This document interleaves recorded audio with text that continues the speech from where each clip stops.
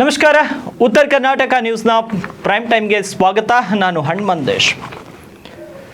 ಬೀದರ್ನಲ್ಲಿ ತಹಶೀಲ್ದಾರ್ ಒಬ್ಬರ ಡಿಜಿಟಲ್ ಸಹಿಯನ್ನು ನಕಲು ಮಾಡಿ ಬೇರೆಯವರ ಹೆಸರಿಗೆ ಪಹಣಿಯನ್ನು ಬದಲಾವಣೆ ಮಾಡಿರುವಂತಹ ಒಂದು ಗಂಭೀರ ಆರೋಪ ಕೇಳಿಬಂದಿದೆ.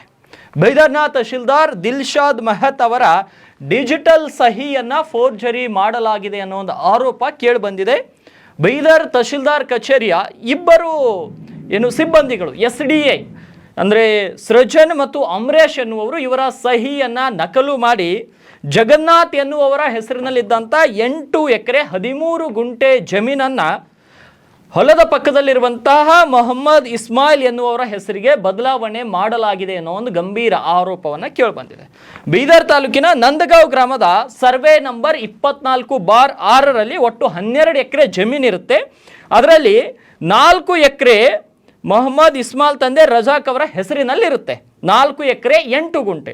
ಇನ್ನು ಜಗನ್ನಾಥ್ ತಂದೆ ಹನುಮಂತರಾವ್ ಅವರ ಹೆಸರಲ್ಲಿ ಈ ಬದಲಾವಣೆಗಿಂತಲೂ ಮುಂಚೆ 8 ಎಕರೆ 13 ಗುಂಟೆ ಇರುತ್ತೆ. ಆದರೆ ಜಗನ್ನಾಥ್ ಅವರ ಹೆಸರಲ್ಲಿದ್ದಂಥ 8 ಎಕರೆ 13 ಗುಂಟೆ ಜಮೀನನ್ನು ಮೊಹಮ್ಮದ್ ಇಸ್ಮಾಯಿಲ್ ಸಾಬ್ ಎನ್ನುವರ ಹೆಸರಿಗೆ ಬದಲಾವಣೆ ಆಗಿದೆ. ಇದೇ ಜೂನ್ 12ರಂದು ತಹಶೀಲ್ದಾರ್ ಅವರ ಡಿಜಿಟಲ್ ಸಹಿಯನ್ನು ನಕಲು ಕೂಡ ಮಾಡಲಾಗಿದೆ ಅಂತ ಹೇಳಲಾಗ್ತಾ ಇದೆ. ಮತ್ತು ಜಗನ್ನಾಥ್ ಅವರ ಮಗ ಸುನಿಲ್ ಕೂಡ ನಮ್ಮ ಉತ್ತರ ಕರ್ನಾಟಕ ಸುದ್ದಿವಾಹಿನಿಯ ಜೊತೆಗೆ ಮಾತನಾಡುವಂತಹ ಸಂದರ್ಭದಲ್ಲಿ ಹೇಳ್ತಾರೆ, ಮೊದಲು ಹೆಂಗಿತ್ತು ಹಾಗೆ ಪಾಣಿ ಮಾಡಿಕೊಡಿ ಅಂತ ನಾವು ಮನವಿ ಮಾಡ್ತೀವಿ ಅಂತ ಜಿಲ್ಲಾಧಿಕಾರಿಗಳಿಗೆ ಒಂದು ಪತ್ರವನ್ನು ಕೂಡ ಬರೆದಿದ್ದಾರೆ. ಇವೆಲ್ಲವೂ ಘಟನೆ ಕಳೆದ 4-5 ದಿನಗಳಿಂದ ನಡೀತಾ ಇದೆ.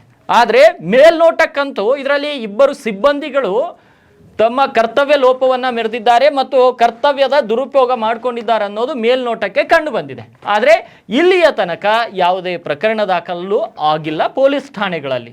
ಹಾಗಾಗಿ ಈ ಒಂದು ವಿಷಯದ ಕುರಿತು ಇನ್ನು ಹೆಚ್ಚಿಗೆ ಚರ್ಚೆ ಮಾಡೋಣ. ಏನು ಆಯಿತು, ಯಾಕೆ ಹೀಗಾಯಿತು, ಯಾಕೆ ವ್ಯವಸ್ಥೆ ಈ ರೀತಿ ಮಾರ್ಪಾಡಾಗ್ತಾ ಇದೆ, ಇವೆಲ್ಲವನ್ನು ಇವತ್ತು ನಮ್ಮ ಸುದ್ದಿವಾಹಿನಿಯ ಪ್ರಧಾನ ಸಂಪಾದಕರಾದ ಶಿವಶರಣಪ್ಪ ವಾಲಿಯವರು ಇವತ್ತು ನಮ್ಮ ಜೊತೆ ಇದ್ದಾರೆ. ಅವರ ಜೊತೆ ಸೇರಿ ಈ ಒಂದು ಸಂಪೂರ್ಣ ಈ ಒಂದು ಕೇಸ್ನ ಮಾಹಿತಿಯನ್ನು ತಿಳಿದುಕೊಳ್ಳೋಣ. ಏನು ಆಗಬೇಕಾಗಿತ್ತು, ಏನಾಯಿತು, ಯಾಕೆ ಹೀಗಾಯಿತು, ಎಲ್ಲವನ್ನು ತಿಳಿದುಕೊಳ್ಳೋಣ. ಸರ್, ಕಾರ್ಯಕ್ರಮಕ್ಕೆ ಸ್ವಾಗತ.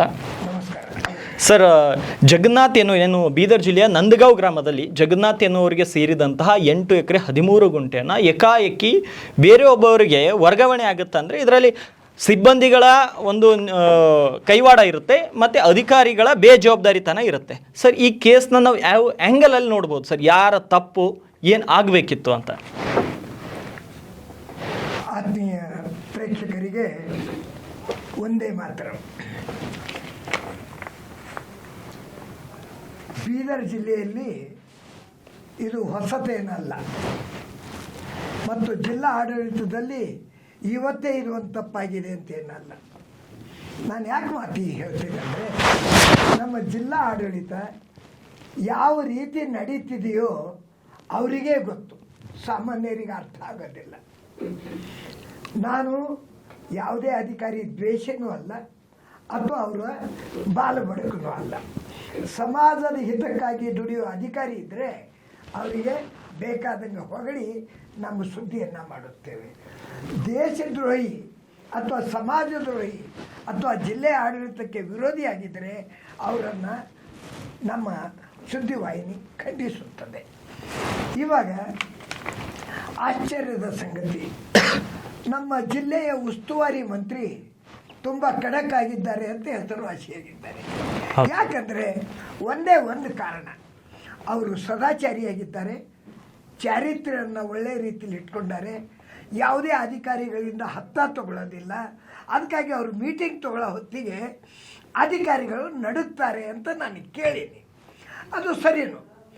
ಆದರೆ ಇಂಥ ಒಬ್ಬ ಖಡಕ್ ಉಸ್ತುವಾರಿ ಮಂತ್ರಿ ಇದ್ದಾಗ, ಒಬ್ಬರು ಬಿಟ್ಟು ಇಬ್ಬರು ಇಲ್ಲಿ ಜಿಲ್ಲೆಯಲ್ಲಿ ಮಂತ್ರಿಗಳು ಇದ್ದಾಗ ಇಂಥ ಹಗರಣಗಳು ಯಾಕೆ ಆಗ್ತಾ ಇವೆ, ಯಾಕೆ ಬಯಲಿಗೆ ಬರ್ತಾ ಇಲ್ಲ? ಇದಕ್ಕೆ ಕಾರಣ ಒಂದೇ ಒಂದು, ನಮ್ಮ ಮಂತ್ರಿಗಳು ಸಹ ಎನ್ಕ್ವೈರಿ ಮಾಡೋದ್ರಲ್ಲಿ ಹೆಚ್ಚಿಗೆ ಗಮನ ಹರಿಸಿಲ್ಲ. ಮೀಟಿಂಗ್ಗಳಲ್ಲಿ ಅವ್ರ ಫೈಲ್ ನೋಡೋದರಲ್ಲಿ ಅವರು ಸರಿಯಾಗಿ ಖಡಕ್ಕಾಗಿ ಮಾಡ್ತಾ ಇದ್ದಾರೆ. ಆದರೆ ಇಂಥ ಪ್ರಕರಣಗಳು ಬಂದಾಗ ಯಾಕೆ ಈ ರೀತಿ ಆಯಿತು ಅಂತ ಕೇಳ್ತಾ ಇಲ್ಲ ಎಂಬುದು ನಾನು ಸ್ಪಷ್ಟವಾಗಿ ಹೇಳ ಬಯಸ್ತೇನೆ. ಹೌದು ಸರ್. ಎರಡನೇದು ತಹಸೀಲ್ ಆಫೀಸ್ನಲ್ಲಿ ಅದು ಒಂದು ಜನರಿಗೆ ಮೋಸ ಮಾಡ್ತಕ್ಕಂಥ ಸಂಸ್ಥೆಯಾಗಿದೆ. ಜನರಿಗೆ ಅಲ್ಲಿ ಕೇವಲ ಅಡ್ಡಾಡಿಸ್ತಾರೆ. ಈ ಮಾತು ನಾನು ಸ್ಪಷ್ಟವಾಗಿ ಹೇಳ್ತಾ ಇದ್ದೀನಿ. ತಹಸೀಲ್ದಾರ್ ಈಗೇನಿದ್ದಾರ ಇವರು ಭಾಳ ನಯವಾಗಿ ಮಾತಾಡ್ತಾರೆ, ಭಾಳ ರುಚಿ ಮಾತಾಡ್ತಾರೆ, ಒಳ್ಳೆ ಸಭ್ಯರಾಗಿ ಮಾಡ್ತಾರೆ. ನೀವು ಎರಡು ಬೇಯ್ದರೂ ಸಹಿತ ಸುಮ್ಮನೆ ಇರ್ತಾರೆ. ಆದರೆ ಕೆಲಸ ಮಾತ್ರ ಏನೂ ಮಾಡೋದಿಲ್ಲ. ಇದು ಸ್ಪಷ್ಟವಾಗಿ ನಾನು ಹೇಳ್ತೀನಿ. ಯಾಕಂದರೆ ನಿರ್ಲಜ್ಜಂ ಸದಾ ಸುಖಿ ಎಂಬ ಒಂದು ಗಾದೆ ಮಾತಿದೆ. ಆ ರೀತಿಯಿಂದ ಇವ್ರು ಯಾರಿಗೂ ಅದು ಬೇಯ್ದಿದ್ದು ಮಾಡಿದ್ದು ಬೇಡ. ಅದು ಹೋಗಲಿ, ನಾನು ನಿಮ್ಮ ಎದುರು ಹೇಳ್ತೀನಿ. ಯಾರಾದರೂ ಈಗಿರ್ತಕ್ಕಂಥ ನಮ್ಮ ಜಿಲ್ಲಾಧಿಕಾರಿಗಳು ಒಬ್ಬರು ಯಾರಾದರೂ ಪ್ರಾಮಾಣಿಕ ವ್ಯಕ್ತಿಗೆ ಅವನು ಆಫೀಸರ್ ಅಂತ ಗೊತ್ತಾಗಬಾರ್ದು ಅಂತ ಒಬ್ಬ ವ್ಯಕ್ತಿಗೆ ತಹಸೀಲ್ ಆಫೀಸ್ನಲ್ಲಿ ಒಂದು 4 ದಿವಸ ಹೊರಗೆ ಕೂಡಿಸ್ಬೇಕು. ಬಂದವರಿಗೆ ಯಾಕೆ ಬಂದಿರಿ, ಯಾವ ಊರು, ಏನು ಕೆಲಸ ಅದ ಅಂತ ಕೇಳಿದಂಗೆ ಮಾಡಿ ಎಷ್ಟು ದಿವಸದಿಂದ ಅಡ್ಡಾಡ್ತಾ ಇದ್ದೀರಿ ಅಂತ ಕೇಳ್ರಿ. ಸತ್ಯವನ್ನು ಬಯಲಿಗೆ ಬರ್ತದೆ. ಅಲ್ಲಿ ಹಣ ಇಲ್ಲದೆ ನಮ್ಮ ಕೆಲಸ ಆಗೋದಿಲ್ಲ ಅಂತ ಜನರು ಗೋಳಾಡ್ತಾರೆ. ಅದಕ್ಕೂ ನಾನು ಒಪ್ಪೋದಿಲ್ಲ. ಯಾಕಂದ್ರೆ ಇವ್ರನ್ನೇನಾದ್ರೂ ತಪ್ಪು ಕೆಲಸ ಇದ್ದಾಗ ಹಣ ಕೊಟ್ಟು ಮಾಡ್ಕೊಳ್ಳೋ ಚಟ ಜನರಿಗೂ ಬಿದ್ದಿದೆ. ಅದಕ್ಕೆ ಇವ್ರದ್ದು ತಪ್ಪು, ಅವ್ರದ್ದು ತಪ್ಪು. ಆದರೆ ಈ ಪ್ರಕರಣವನ್ನು ನೋಡಿದಾಗ ಜಿಲ್ಲಾಧಿಕಾರಿಯವರಿಗೆ 4-5 ದಿವಸ ಮೊದಲೇ ಅಪ್ಲಿಕೇಶನ್ ಹೋಗಿದೆ. 13 ತಾರೀಕಿಗೆ ಅಂತ ಕೊಡ್ತಾರೆ, ಅವ್ರಿಗೆ 16 ತಾರೀಕಿಗೆ ಮುಟ್ಟಿದೆ ಅಂತ ಅವ್ರು ರಿಸೀದಿ ಕೊಡ್ತಾರೆ. ಆದರೆ ಇಂಥ ಒಂದು ಪ್ರಕರಣ ಇವತ್ತಿನವರೆಗೆ ಕೇಸ್ ರಿಜಿಸ್ಟರ್ ಸಹ ಆಗಿಲ್ಲ. ಕಾರಣ ಏನು? ಪೊಲೀಸ್ ಅಧಿಕಾರಿಗಳು ಅವ್ರಿಗೆ ವಿಚಾರಣೆ ಮಾಡ್ತೀವಿ, ಇವ್ರಿಗೆ ವಿಚಾರಣೆ ಮಾಡ್ತೀವಿ ಅಂತ ಒಂದು ಸಲ ದೂರು ಬಂದ ಮೇಲೆ ಅದನ್ನು FIR ಮಾಡಿ ಆಮೇಲೆ ವಿಚಾರಣೆ ನೀವು ಮಾಡ್ತಾ ಇರ್ರಿ. ತಪ್ಪಿದ್ರೆ ರಿಪೋರ್ಟ್ ಹಾಕ್ರಿ, ಸುಳ್ಳದ ಅಂತ ಹೇಳ್ರಿ. ಆದರೆ ರಿಜಿಸ್ಟ್ರೇಷನ್ ಮಾಡಲಿಕ್ಕೆ ಡಿಲೇ ಮಾಡ್ತಕ್ಕಂಥದ್ದು ಮತ್ತೊಂದು. ಇದು ಒಂದೇ ಅಲ್ಲ, ಯಾವುದೇ ಅಪ್ಲಿಕೇಶನ್ ನೀವು ಪೊಲೀಸ್ ಸ್ಟೇಷನ್ ತೊಗೊಂಡೋಗ್ರಿ, ನಾವು ಮೇಲಿನ ಆಫೀಸರಿಗೆ ಕೇಳಿ ಮಾಡ್ತೀವಿ ಅಂತಾರೆ. ಇದು ಶುದ್ಧ ತಪ್ಪು. ಪ್ರಜಾಪ್ರಭುತ್ವದಲ್ಲಿ ಜನರ ಅಪ್ಲಿಕೇಶನ್ ಕೊಟ್ಟಾಗ ತಗೋಬೇಕು, ರಿಜಿಸ್ಟ್ರೇಷನ್ ಮಾಡಬೇಕು, ವಿಚಾರಣೆ ಮಾಡಿ ಸುಳ್ಳಿದ್ರೆ ಇದು ಮಾಡಿರಿ. ಅವ್ರಿಗೆ ಅರೆಸ್ಟ್ ಮಾಡಬೇಡ್ರಿ, ವಿಚಾರಣೆ ಮಾಡಿದ ಮೇಲೆ ಅರೆಸ್ಟ್ ಮಾಡಿರಿ. ಆದರೆ ವಿಚಾರಣೆ ಮಾಡುವ ಮೊದಲೇ ಸರ್ಕಲ್ ಸಾಹೇಬ್ರಿಗೆ ಕೇಳ್ತೇವ್ರಿ, DSP ಸಾಹೇಬ್ರಿಗೆ ಕೇಳ್ತೇವ್ರಿ, SP ಅವ್ರಿಗೆ ವಿಚಾರಣೆ ಮಾಡ್ತೇವ್ರಿ. ಅವ್ರಿಗೆ ಕೇಳಿದ್ರೆ ನಾವು DC ಅವ್ರು ಸರಿ ಸಮಾಲೋಚನೆ ಮಾಡ್ತೀವ್ರಿ. ಇದು ಪದ್ಧತಿ ಲೋಕಶಾಹಿದ ಅಲ್ಲ. ಇದು ಅಧಿಕಾರಶಾಹಿ, ಧರ್ಮಶಾಹಿ, ಇಲ್ಲದ ನೌಕರಶಾಹಿದಾಗ್ತದೆ. ಇದನ್ನು ಗಮನದಲ್ಲಿ ಇಟ್ಕೋಬೇಕು. ಎರಡನೇದು, ಈ ತಹಸೀಲ್ ಆಫೀಸ್ನ ಪ್ರಕರಣ ಸಾಮಾನ್ಯ ಜನರಿಗೆ ತಿಳಿತಕ್ಕಂಥ ಒಂದು ವಸ್ತು. ಅದು ಯಾವ ರೀತಿ ತಪ್ಪಾಯಿತು, ಯಾವ ರೀತಿ ಅದು ಪಹಣಿ ಬದಲಾವಣೆ ಆಯ್ತಕ್ಕಿಂತ ಮೊದಲು ಯಾವುದೇ ಪಹಣಿ ಬದಲಾವಣೆ ಮಾಡುವಾಗ ಅದು ತಹಸೀಲ್ ಆಫೀಸಿಗೆ ಬರ್ತದೆ. ಬಂದ ಕೂಡಲೇ ಸಂಬಂಧಪಟ್ಟ ಶಾಖೆ ಕಾರ್ಕೂನ್ ಕಡೆ ಹೋಗ್ತದೆ. ಅಲ್ಲಿ ಕಾರ್ಕೂನ್ ಅವರು ಪುಟಪ್ ಮಾಡ್ತಾರೆ ಅಥವಾ VRI ಯಾರಿದ್ದಾರೆ ಅವ್ರ ಕಡೆದು ವರದಿಯನ್ನು ತರಿಸ್ಕೋತಾರೆ. ಇಲ್ಲಿ ಅರಾಟಿ ಶಾಖೆಗೆ ಹೋದ ಮೇಲೆ ಅರಾಟಿ ಶಾಖೆ ಸಿಬ್ಬಂದಿ ಅವರು ಒಂದು ವರದಿ ಮಾಡಿದ್ದಾರೆ. ರಿಪೋರ್ಟ್ ಕೊಟ್ಟು ಅವರು ಇನ್ವಾರ್ಡ್ ಔಟ್ ಅದರಲ್ಲಿ ತಂದು ಕೊಟ್ಟುಬಿಟ್ಟಾರೆ. ಇದು ಉತ್ತರ ಭಾಗದ ಏನು ಕಂದಾಯ ನಿರೀಕ್ಷಕರಿದ್ದಾರೆ ಅವ್ರಿಗೆ ಕೊಡಿ, ಅವ್ರ ಕಡೆ ರಿಪೋರ್ಟ್ ಬರಬೇಕು ಅಂತ ಹೇಳಿ. ಆದರೆ ರಾಮೇಶ್ವರನ್ ಅವರು ಕಂದಾಯ ನಿರೀಕ್ಷಕರಿದ್ದಾರೆ, ಅವ್ರ ಕಡೆ ಅಲ್ಲಿ ಫೈಲೇ ಹೋಗಿಲ್ಲ. ನಡುವೆ ಈಗ ಹೇಳಿದಂಥ ಇವ್ರ ಹೆಸರು ಹೇಳಿದ್ದು ಎರಡು, ಆ ಹೆಸರಿನವರು ನಡುವೆ ಅವ್ರು ತಗೊಂಡ್ರಂತ ತಗೊಳ್ಳಿ. ತಗೊಂಡ್ಮೇಲೆ ಅವರು ಫೋರ್ಜರಿ ಹ್ಯಾಂಗ್ ಮಾಡಿದ್ರು, ಅವರಿಗೆ ಆ ಧೈರ್ಯ ಹೇಗೆ ಬಂತು? ಆಮೇಲೆ ಇದು ತಹಸೀಲ್ದಾರ್ ಗಮನಕ್ಕೆ ಏಕೆ ಬಂದಿಲ್ಲ? ಆಯಿತು, ಇದು ಅಷ್ಟಕ್ಕೆ ಆಗೋದಿಲ್ಲ. ಅವ್ರ ನಡುವಿನವ್ರು ಯಾರಾದರೂ ತಪ್ಪು ಮಾಡಿದ್ರು ಸಹಿತ ಅದಕ್ಕೆ ತಂಬು ಕೂಡ ಆಫೀಸರ್ ಒಬ್ಬರು ಇರ್ತಾರೆ. ಅವ್ರು ಯಾರು ಕೊಟ್ಟರು? ಅದಕ್ಕೆ ನಮ್ಮದು ಸ್ವಾಮಿ ಅಂತ, ಶಿವಾನಂದ ಸ್ವಾಮಿ ಅಂತಿದ್ದಾರೆ, ಅವರು ಗ್ರೇಡ್ 2 ತಹಶೀಲ್ದಾರ್. ಅವರಿಗೆ ಪೇಸ್ಕರ್ ಅಂತೇಳಿ ಕೆಲಸ ಇದೆ, ಮ್ಯಾನೇಜರ್ ಅಂತೇಳಿ ಅಲ್ಲೇ ಮಾಡ್ತಾರೆ. ಅವ್ರು ಯಾವ ರೀತಿ ಹೆಬ್ಬಟ್ಟು ಕೊಟ್ಟರು? ತಂದೆ ಹೆಸರು ಮಗನ ಹೆಸರಲ್ಲಿ ಮಾಡಬೇಕಾದ್ರೆ 108 ಪೇಪರ್ಗಳು ಕೇಳ್ತಾರೆ.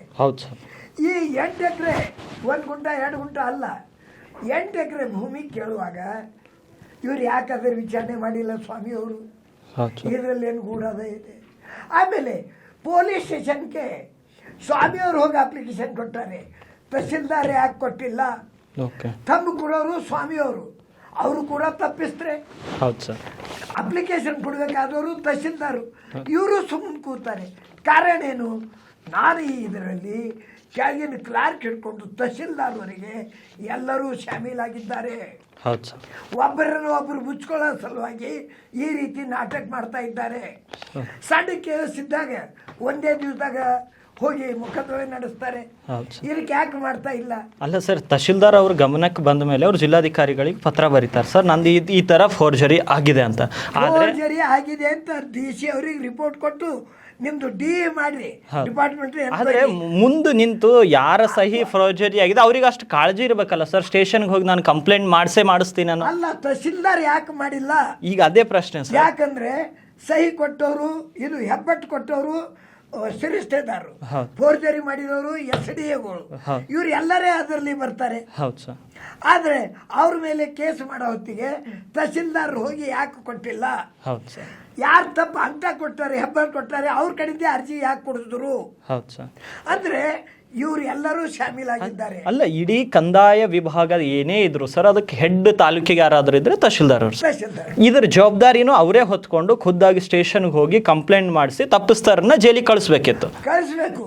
ಆದ್ರೆ ನಾನು ಹೇಳೋದೇನು, ಇವತ್ತಿನ ಅಲ್ಲಿನ ಪರಿಸ್ಥಿತಿ ನೋಡಿದ್ರೆ ತಹಸೀಲ್ದಾರೇ ಇಂಥ ಕೆಲಸದಲ್ಲಿ ಇನ್ವಾಲ್ವ್ ಆಗಿದ್ದಾರೆ ಅಂತ ನನಗೆ ಸಂಶಯ ಬರ್ತದೆ. ಹೌದು ಸರ್, ಖಂಡಿತವಾಗಿ ನಮಗೆಲ್ಲ ಇಡೀ ಜನಸಾಮಾನ್ಯರಿಗೂ ಅದೇ ಬರುತ್ತೆ ಸರ್. ಸಣ್ಣದೊಂದು ಕೆಲಸ ಇದ್ರೆ 6 ತಿಂಗಳು ಸುಮ್ಮನೆ ನೂಗ್ತಾರೆ.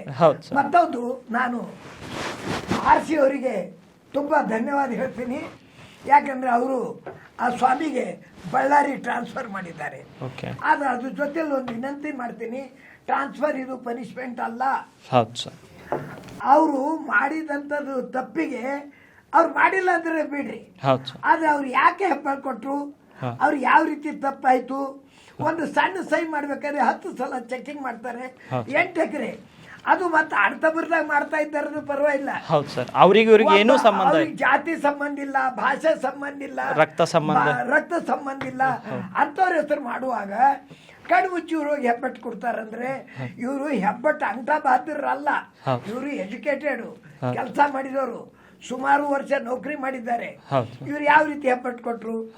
ಆಮೇಲೆ ತಹಸೀಲ್ದಾರು ಅವ್ರು ಹೆಬ್ಬಟ್ಟು ಕೊಟ್ಟಿದ್ದು ಗೊತ್ತಿದ್ರು ಅವ್ರ ಮೇಲೆ ಕೇಸ್ ಮಾಡ್ಲಾರ್ದಂಗೆ ಕೇವಲ ಸಿಬ್ಬಂದಿಗಳ ಮೇಲೆ ಯಾಕೆ ಮಾಡಿದ್ರು? ತಹಸೀಲ್ದಾರ್ ಯಾಕೆ ಅಪ್ಲಿಕೇಶನ್ ಕೊಟ್ಟಿಲ್ಲ? ವರದಿ ಸಲ್ಲಿಸೋಕೆ ಮೇಲೆ ಅಧಿಕಾರಿಗಳಿಗೆ, DC ಅವರಿಗೆ. ಆದ್ರೆ ಕೇಸ್ ಮಾಡೋ ಸಲುವಾಗಿ DC ಅವ್ರಿಗೆ ಕೇಸ್ ಮಾಡಬೇಕಾಗಿಲ್ಲ, DC ಅವ್ರಿಗೆ ಕೇಳಿ ಕೇಸ್ ಮಾಡಬೇಕಾಗಿಲ್ಲ. ಇವ್ರು ತಾಲೂಕಾ ಮ್ಯಾಜಿಸ್ಟ್ರೇಟ್ ಇದ್ದಾರೆ, ತಾಲೂಕಾದ ಅಧಿಕಾರಿ ಇದ್ದಾರೆ.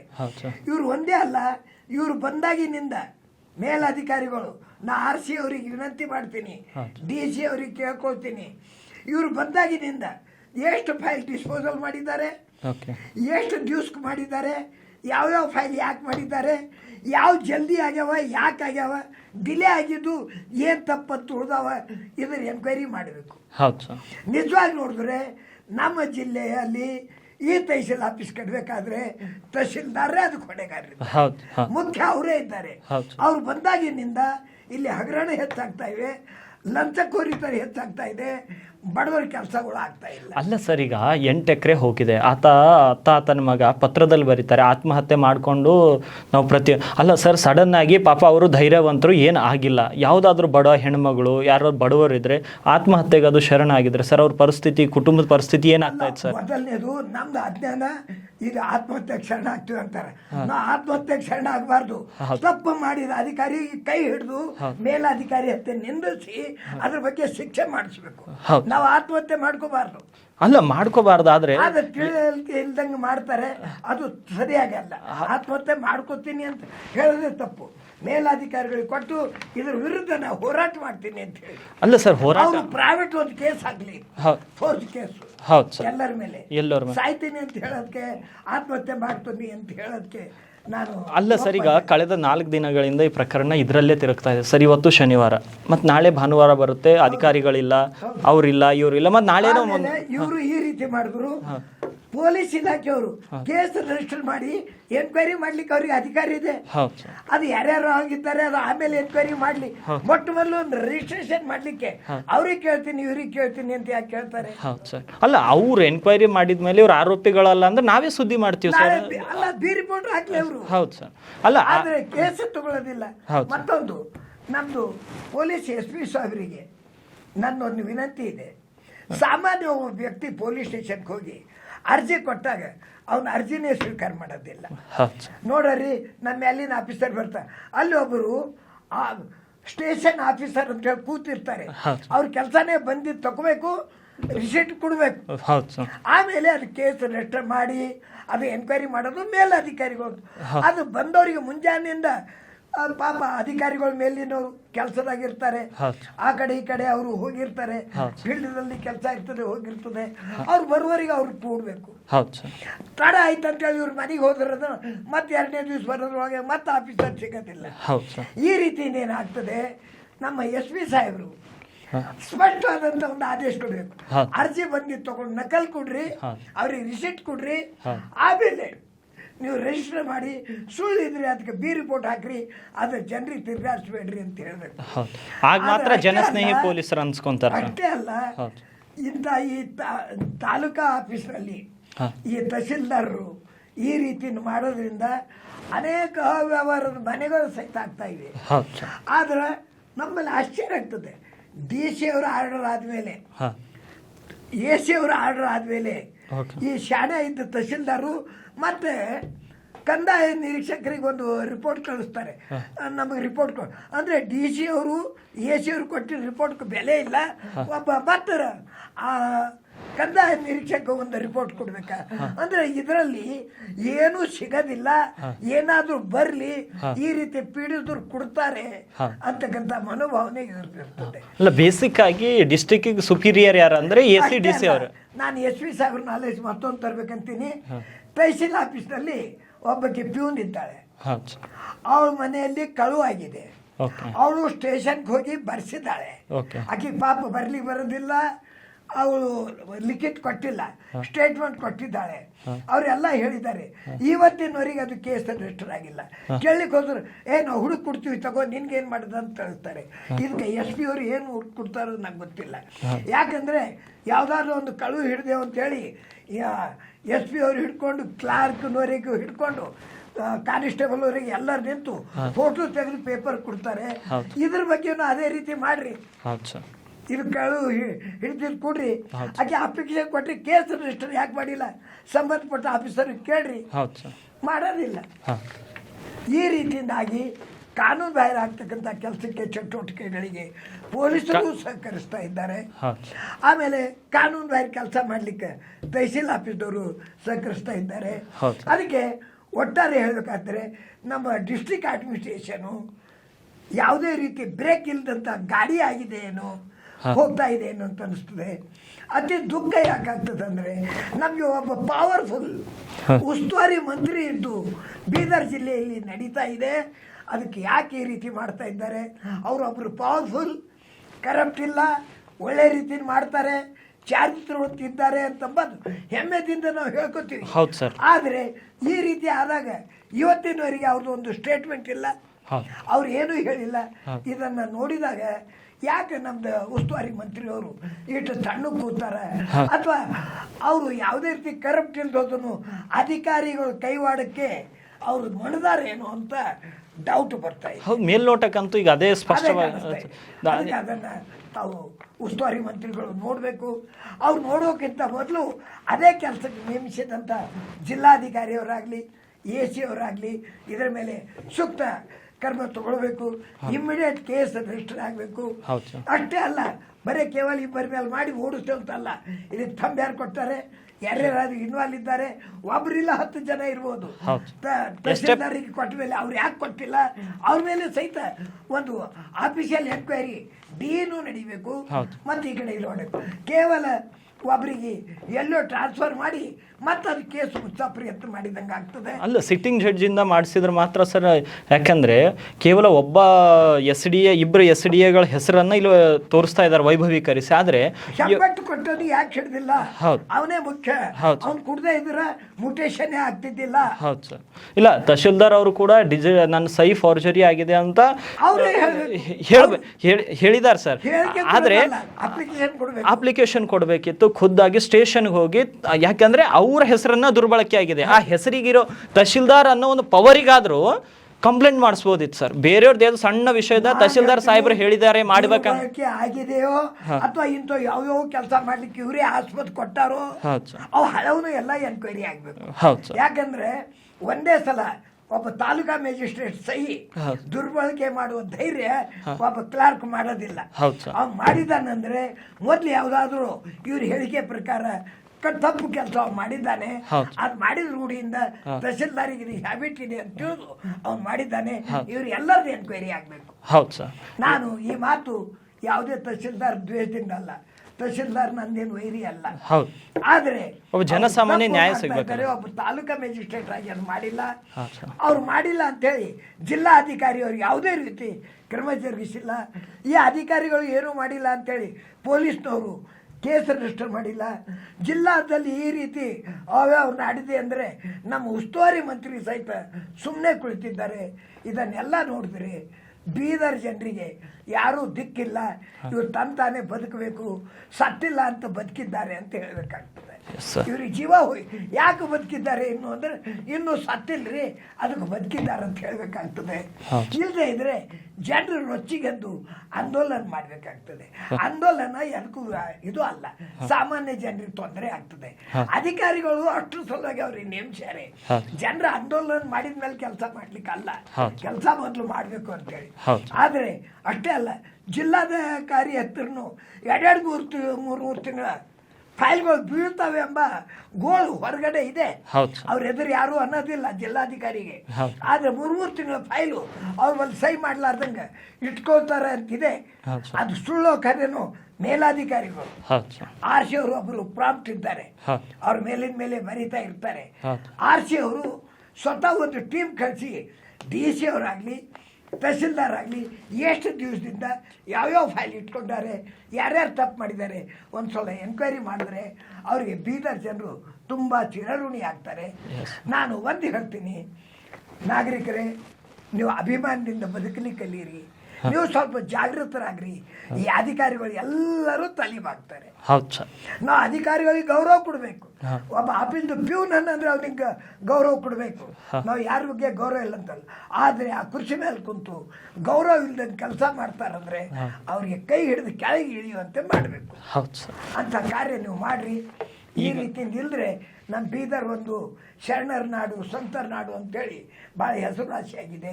ಅದರ ಅರ್ಥ ಏನು ಅನ್ಯಾಯ ಮಾಡಿದ್ರೆ ಸಹನ ಮಾಡ್ತೀವಿ ಅಂತಲ್ಲ. ನಮ್ಮ ಬೀದರ ಜನತೆ ಮುಗ್ಧರಿದ್ದಾರೆ, ಆದರೆ ಮೂರ್ಖರಲ್ಲ ಅಂಬುದು ಇಲ್ಲಿ ನೌಕರಿ ಮಾಡ್ಲಿಕ್ಕೆ ಬಂದಿದ್ದ ಅಧಿಕಾರಿಗಳು ತಿಳಿಸ್ಕೊಂಡ್ರೆ ಅವ್ರಿಗೂ ಒಳ್ಳೆಯದು, ನಮಗೂ ಕ್ಷೇಮ. ತುಂಬ ಧನ್ಯವಾದ. ಒಂದೇ ಇನ್ನು ತಹಶೀಲ್ದಾರ್ ಡಿಜಿಟಲ್ ಸಹಿ ನಕಲಿ ಮಾಡಿದ ಪ್ರಕರಣ ಈಗ ಬೀದರ್ನಲ್ಲಿ ಸಾಕಷ್ಟು ಚರ್ಚೆ ಗ್ರಾಸವಾಗಿದೆ.